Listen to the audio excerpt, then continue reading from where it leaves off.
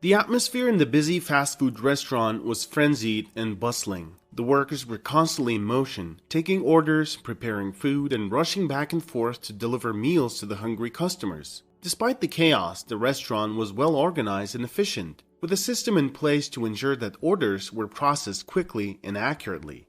This particular branch of the restaurant chain was known throughout the city as one of the best.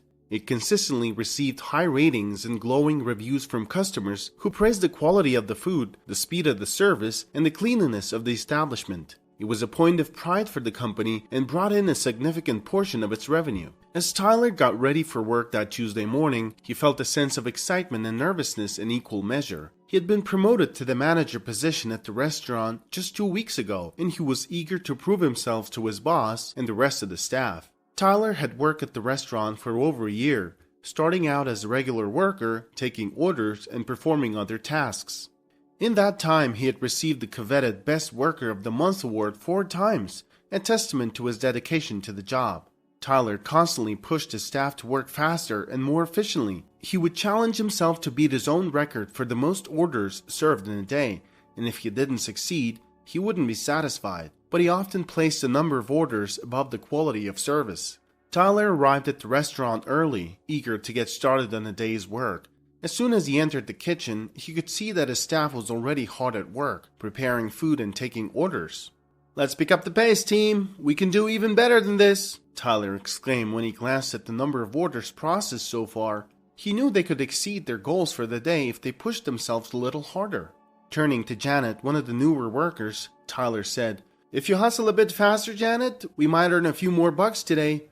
And who knows, you might even shed a couple of pounds." Despite Tyler's enthusiasm and drive to succeed, not all of the staff at the restaurant appreciated his management style. In fact, many of them were growing increasingly frustrated with his constant need to push them to work harder, faster, and without regard for the toll it was taking on their well-being. What bothered them the most, however, was Tyler's tendency to make thoughtless remarks without considering the consequences. He would often make jokes at the expense of his staff, particularly Janet, the newest and youngest member of the team. Tyler's comments about Janet's weight were hurtful and insensitive, and they made everyone uncomfortable. The staff knew that Tyler meant well, but they also knew that his comments were a symptom of a larger problem, his desire to be the best no matter the cost. Tyler's relentless pursuit of success was admirable, but it was also driving a wedge between him and his staff. As the weeks went on, tensions began to rise between Tyler and the staff. They began to resent his constant micromanaging and his lack of empathy for their needs. They tried to speak to him about their concerns, but Tyler was too focused on achieving his own goals to listen. Ultimately, Tyler's unchecked ambition and thoughtlessness would have serious consequences for the restaurant. One small mistake would bring it all crashing down, and Tyler would learn the hard way that true success requires more than just hard work and determination. The lines of people waiting to get their orders stretched out the door, a testament to the popularity of the restaurant. Many customers were regulars who knew exactly what they wanted and placed their orders quickly.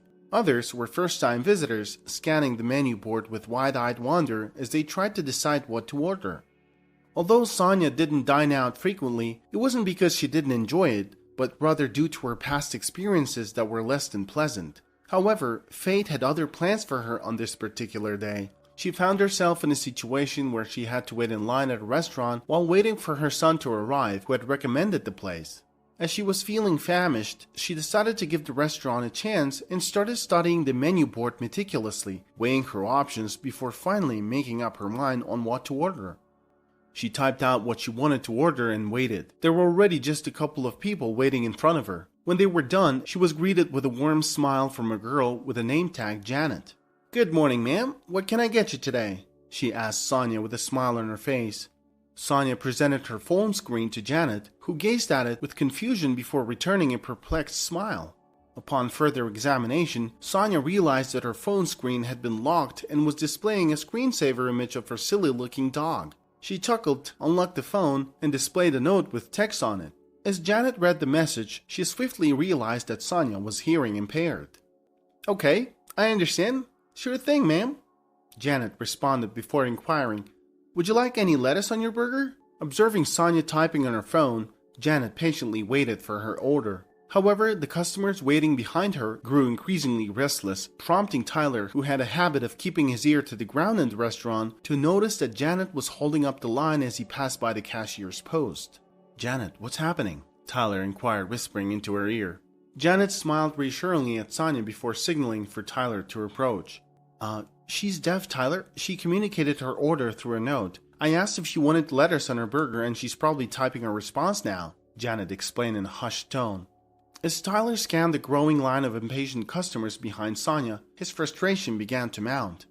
"Excuse me, ma'am?" Tyler snapped his fingers at Sonya, interrupting her as she typed her order. However, Sonya remained engrossed in her task and didn't acknowledge him. Frustrated, Tyler raised his voice, shouting, "Hello? Excuse me, ma'am?" Finally, Sonya looked up and noticed Tyler. Speaking slowly but loudly enough for her to hear, Tyler said, "Do you see all the people waiting behind you? You're holding up the line."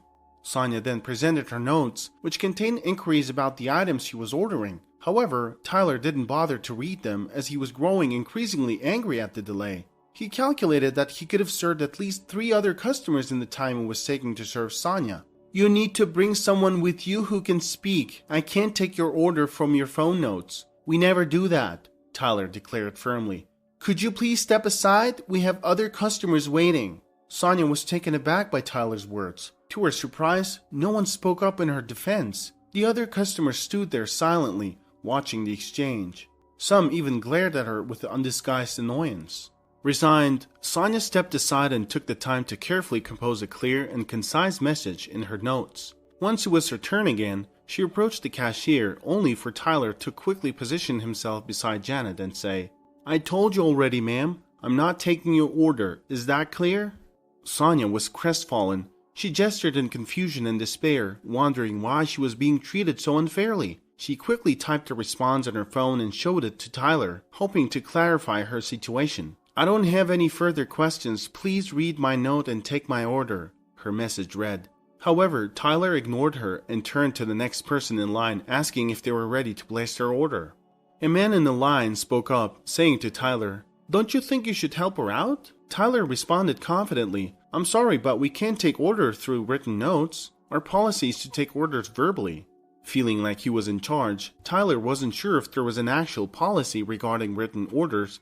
He was just angry at Sonya's previous note where he thought she sounded rude. Meanwhile, Sonya was growing increasingly anxious and frustrated.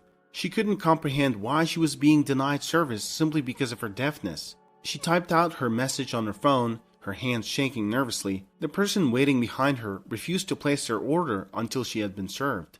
"I think I'll wait until you finish taking her order," the man declared, smiling as he gestured towards Sonya. "Of course, sir, no problem," Tyler responded, turning his attention to the couple standing behind the man. "You can go ahead and place your order now," he said. Confused by the situation, the couple glanced at Sonya and the man waiting behind her, but ultimately decided to go ahead and make their orders.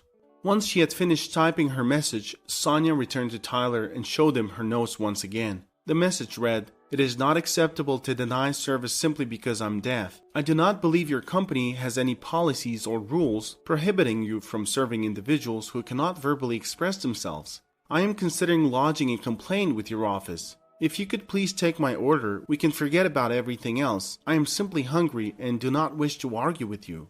At that moment, Sonya attempted to use her voice and gestures to communicate her message to Tyler, but he remained steadfast in his position. He read her note and continued to insist on the restaurant's verbal ordering policy. Frustrated, Tyler grabbed a pen and paper and scribbled a message, which he handed to Sonya. As she read the message, her expression shifted from frustration to disbelief. "If you continue to persist, we will have to involve the police," the note read. Overwhelmed with anxiety, Sonya began nervously biting her nails and pacing around the restaurant. She quickly composed another message on her phone and tried to show it to the restaurant staff, but they ignored her as though she were invisible. It dawned on Sonya that everyone in the restaurant had been instructed to completely ignore her. She was filled with frustration and began to cry. She couldn't understand why no one around her was speaking up or trying to help. Perhaps they didn't comprehend the situation, or maybe they were intimidated by her attempts to communicate through speech and gestures. Sonya wasn't sure. Overcome with emotion, Sonya signed her frustration to the restaurant staff through her tears, hoping that someone would understand her plight. Unfortunately, they didn't comprehend her message and instead signed back mockingly and laughed. With tears streaming down her face, Sonya left the restaurant and waited outside for her son. As she sat there feeling hungry and alone, she reflected on the struggles she had faced throughout her life as a person with hearing impairment. Sonya was raised in a family with 3 children, where her 2 younger sisters often made fun of her. At school she was relentlessly bullied and called dumb due to her speech impediment. Once, during lunchtime, someone stole her backpack and emptied its contents into a toilet. Among the items inside were batteries for the implant she used to assist her hearing. Fearful that her implant might die and she wouldn't be able to find replacement batteries, Sonya rushed home and locked herself in her room. Throughout her life, Sonya had experienced countless instances of people mocking her hearing impairment.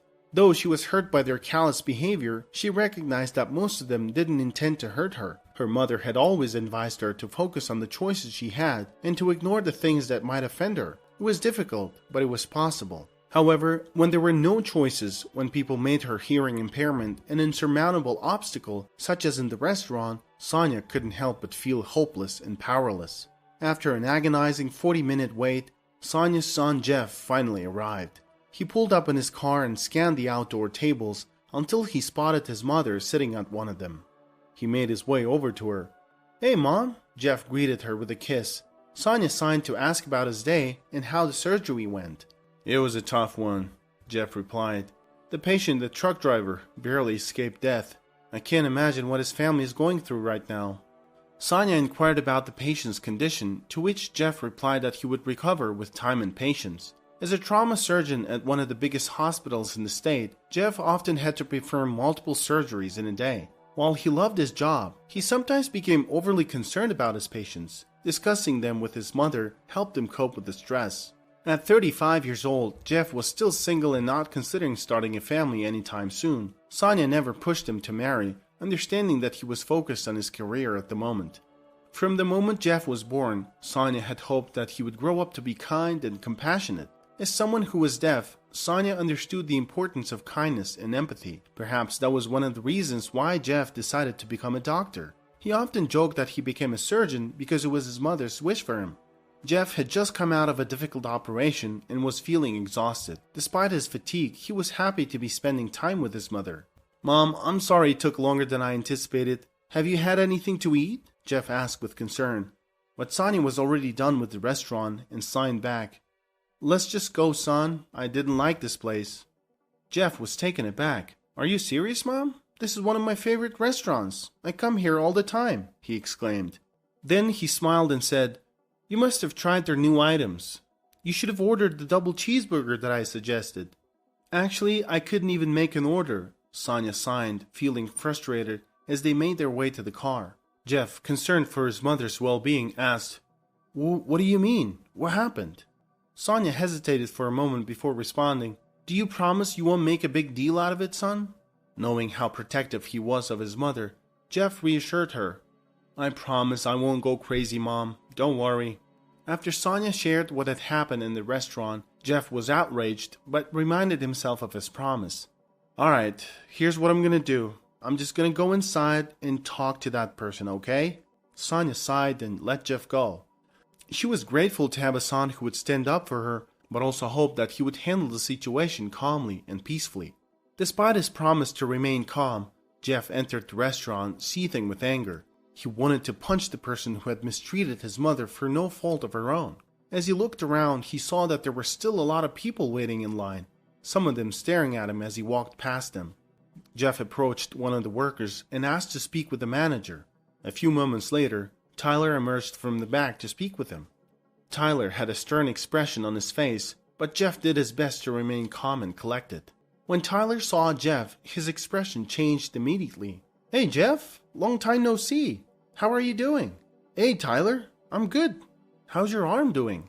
Jeff asked. "It's much better, thanks for asking. You did a great job with the surgery," Tyler replied. Tyler had been in a terrible car accident a few months back, and Jeff was the one who did the initial surgery on him. "I'm just glad to see you're feeling better," Jeff said. "Thanks, but I owe it all to you," Tyler said gratefully. "I actually wanted to talk to you about something. My mom had an unpleasant experience with one of your coworkers earlier. Could you help me out?" Jeff asked. "Oh no, I'm sorry to hear that. What happened?" Tyler asked. Jeff requested Tyler to come outside so that his mom could explain what happened. Tyler, preoccupied with work, was unaware that it was the same deaf woman. As they reached the table where Sonya was seated, Tyler realized it was her. As Tyler caught Sonya's eye, he was at a loss for words and stood there in silence. "Mom? Meet Jeff. He was one of my patients and he recently got promoted to manager. Can you please explain what happened?" Jeff asked. Sonya looked at Jeff, her eyes showing a hint of anger. She took a deep breath and sighed. "The guy who refused to serve me was your patient, the manager, Tyler." Jeff's expression immediately changed. He felt awkward realizing he had been having a friendly conversation with Tyler just moments ago without knowing he had mistreated his mother. "Jeff, I'm really sorry. I didn't know it was your mother," Tyler apologized. Jeff listened to him in silence. "I apologize, ma'am. Please let me take your order. I was a thoughtless jerk," Tyler said, breathing heavily. "I've been focusing on efficiency over customer care since I got promoted, and I've gone too far." Tyler was on the verge of tears. Sonya didn't say anything but looked at Tyler, tears streaming down her face, recalling how desperate she had felt an hour earlier.